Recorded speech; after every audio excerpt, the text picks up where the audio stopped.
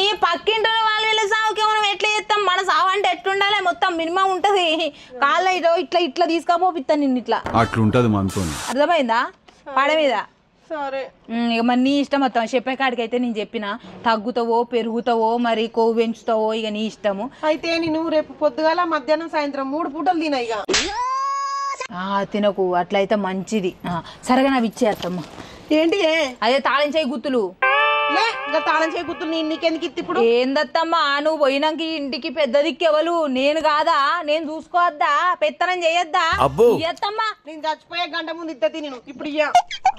ఇక సరే అత్తమ్మ, ఇక నీ ఇష్టం. ఇక ఎంత తింటావో ఎంత ఉడతావో ఇంట్లో ఇక నీ ఇష్టం. నేనైతే పోతాను. చెప్పకని చెప్పిన మరి. సరే నాకు గుర్తు పెట్టుకో, సమాధి శిక్ష నీ ఆత్మ మొత్తం ఘోషిస్తుంది అత్తమ్మ. నేను తట్టుకోలేను.